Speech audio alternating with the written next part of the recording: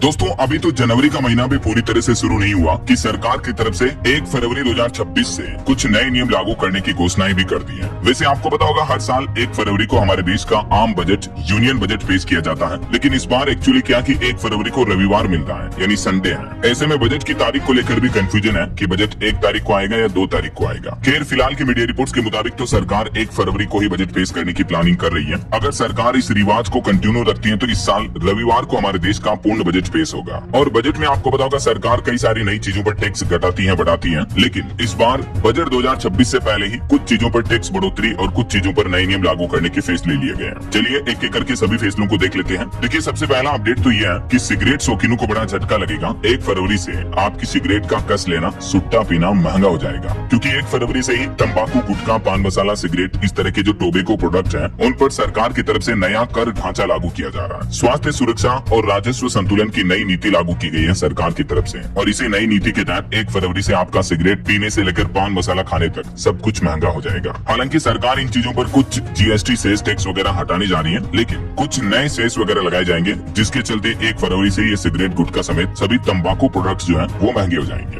अब देखिए सरकार ने टैक्स में कितना बड़ा इजाफा किया और कितनी बढ़ोतरी होगी। तो ऑन एवरेज उदाहरण के तौर पर देखा जाए तो फरवरी से ही 15 रुपए की मिलने वाली सिगरेट 18 रुपए तक महंगी हो सकती है, क्योंकि सरकार ने सेस हटाकर एक नई एक्साइज ड्यूटी लगा दी है। गवर्नमेंट का कहना है कि राजस्व घाटे की भरपाई के लिए ये फैसला लिया है। ये देख सकते हैं सरकार ने सेस खत्म किया और कितनी ड्यूटी लगाई है अलग अलग तरह की सिगरेट को लेकर। इस बारे में डिटेल जानकारी भी, और इस वजह से सिगरेट के दाम क्यों बढ़ सकते हैं इसके पीछे 2 बड़े कारण हैं। एक तो ज्यादा एक्साइज ड्यूटी लग जाएगी और दूसरा डबल टैक्स का असर पड़ेगा। यही वजह है कि ये सिगरेट वगैरह ये प्रोडक्ट्स महंगे हो जाएंगे। नए जीएसटी टैक्स सिस्टम के तहत भी 1 फरवरी से ही इन चीजों पर सिगरेट की लंबाई और फिल्टर के आधार पर 40% तक जीएसटी भी लगेगा। इसके अलावा सरकार 2 रुपए वाले गुटखा पाउच पर भी नजर रखी हुई है, यानी छोटे गुटखा के जो पाउच आते हैं वो भी महंगे करने का प्लान किया जा रहा है। एग्जैक्टली इन टोबैको प्रोडक्ट्स पर टैक्सेशन का सिस्टम क्या होगा उसका गणित भी आप इस टेबल में समझ सकते हैं। सिगरेट, गुटखा, पान मसाला और अन्य तंबाकू उत्पादों को काफी महंगा कर देगा यह नया टैक्स सिस्टम। उदाहरण से अगर समझे तो 2000 रुपए से लेकर 8500 रुपए तक प्रति 1000 सिगरेट की कीमतें बढ़ जाएगी। यानी सिगरेट का जो 20 सिगरेट का एक पैकेट आता है वो पैकेट 41 रुपए से लेकर 170 रुपए तक महंगा हो जाएगा। समझ रहे हो इस नई टैक्स संरचना से। हालांकि जो लोग बीड़ी पीते हैं अक्सर गाँव वगैरह में, तो बीड़ी पीने वालों के लिए अच्छी खबर है, बीड़ी पर टैक्स में कटौती देखने को मिलेगी। और पान मसाला वगैरह पर भी नया उपकर आप देख सकते हैं। अच्छा इन चीजों पर टैक्स क्यों बढ़ाया जाना है, तो इसके पीछे सरकार ने कुछ तर्क भी दिए हैं कि लोगों की स्वास्थ्य हेल्थ वगैरह को देखते हुए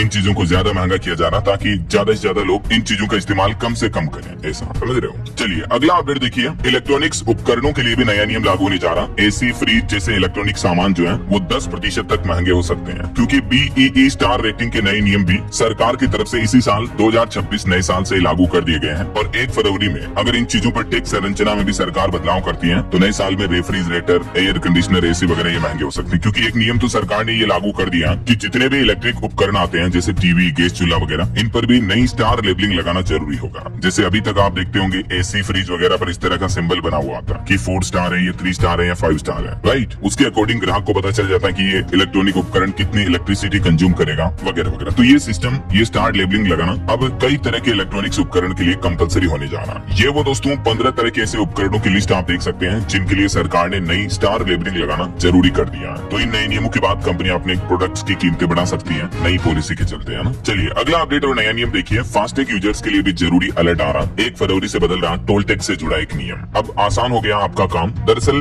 फास्टैग के लिए जो KYV प्रोसेस है वो 1 फरवरी से ही खत्म होने जा रही है। अब वाहन मालिकों को अगर आपके पास कार, टैक्सी वगैरह कोई भी 4 व्हीलर है तो आपको बार बार अपनी KYV यानी नो यूर व्हीकल्स को अपडेट नहीं कराना पड़ेगा, बल्कि बैंक खुद आपका डेटा वेरीफाई करेंगे। 1 फरवरी 2026 से ही नई कार, जीप और वैन के लिए फास्टैग जारी करते समय ही बैंकों को अपने लेवल पर ये प्रोसेस करनी होगी। NHAI यानी national highway authority of India ने नई कारों, नए 4 व्हीलर्स के लिए KYV प्रोसेस को बंद करने का फैसला किया है। अभी एक दिन पहले NHAI की तरफ से ट्वीट भी किया गया था, मैंने आपको बताया भी था DLS न्यूज चैनल पर। हालांकि 1 फरवरी से पहले अगर आपने फास्टैग लिया हुआ तो आप अपनी गाड़ी का KYV कुछ इस तरह से अपडेट कर सकते हैं। बाकी अब नए सिस्टम में बैंक जो है वो वाहन पोर्टल से सीधे वेरीफाई करेंगे। तो ये नया बदलाव आपको 1 फरवरी 2026 से देखने को मिलेगा नई कार, जीप, वैन वगैरह के सभी के लिए, है ना। चलिए अगला अपडेट देखिए, असम राज्य में PG के छात्रों को हर महीने मिलेगी 2000 रुपए की आर्थिक सहायता। असम सरकार ने शुरू की बाबू असोनी योजना, और ये योजना 1 फरवरी 2026 से ही पूरे असम राज्य में लागू हो जाएगी। और इसके तहत जो स्नातक छात्र हैं उनको 1000 और परास्नातक छात्रों को 2000 रुपए हर महीना दिए जाएंगे बाबू असोनी योजना के तहत। मुख्यमंत्री का कहना है कि सरकार की तरफ से जल्दी इस योजना के लिए अलग से पोर्टल शुरू किया जाएगा। और भी ज्यादा जानकारी आप देख सकते हैं कि कौन कौन से स्टूडेंट इस योजना के लिए पात्र होंगे। जिनकी सालाना आय 4 लाख रुपए या इससे कम है, उन सभी स्टूडेंट्स को इस योजना का लाभ मिल पाएगा। तो फरवरी में जैसे ही सरकार इस योजना के लिए ऑनलाइन एप्लीकेशन फॉर्म वगैरह शुरू करेगी तो मैं आपको बता दूंगा इसी चैनल DLS न्यूज के माध्यम से अपडेट। तभी तो मैं आपको कहता हूँ दोस्तों की